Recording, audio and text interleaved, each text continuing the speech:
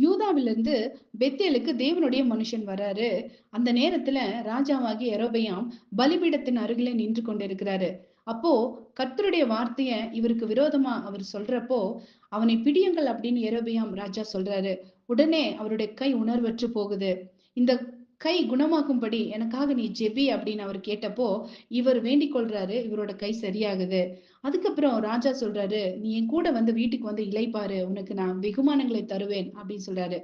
அப்படி சொன்னபோது கூட, "எனக்கு வேண்டவே வேண்டாம். ராஜா உங்க வீட்டுல பாதி எனக்கு குடுத்தாலும், எனக்கு எதுவும் வேண்டாம். நான் ஆண்டவரோட கட்டளைக்கு கீழ்ப்படிந்து போறேன்னு" சொல்லி, சரியா அவரோட பாதையில அவர் வராரு. ஆனா, பெத்தேலுல கிழவனான ஒரு தீர்க்கதரிசி இருந்தாரு. இந்த கிழவனான தீர்க்கதரிசி அவர்கிட்ட போயி வலுக்கட்டாயமா அவர தன்னோட வீட்டுக்கு திசை திருப்பிக் கொண்டு வராரு. ஆமாங்க. பல நேரத்துல இப்படிதான் ஆண்டவருக்காக வைராக்கியமா, உற்சாகமா அவர்களோட வேலைய செய்துட்டு இருக்கிறவங்கள, சில ஆவிக்குரிய மனுஷங்கள அவங்களோட வழியில குறுக்கிட்டு, அவங்கள கெடுக்கக்கூடியவங்களா இருப்பாங்க. இப்படி செஞ்சதுனால இந்த கிழவனான தீர்க்கதரிசிக்கு எந்த லாபமும் இல்ல. ஆனாலும் மெனக்கெட்டு போயி அவர தன்னோட வீட்டுக்கு கூட்டிட்டு வராரு. அந்த வாலிபனான தீர்க்கதரிசி இறந்து போக காரணமா இருக்கிறாரு. ஆமாங்க. இந்த விஷயத்துல நம்ம கற்றுக்கொள்ள வேண்டியது, பல நேரத்துல நம்ம கெட்டுப்போக காரணமா இருக்கிறது, பல ஆவிக்குரிய தலைவர்களாகவும், பல தீர்க்கதரிசிகளாகவும், தேவனுடைய ஊழியக்காரர்களாகவும் இருக்கிறதுல நம்ம ஆச்சரியப்படக்கூடாது. ஏன்னா, இந்த காலத்துல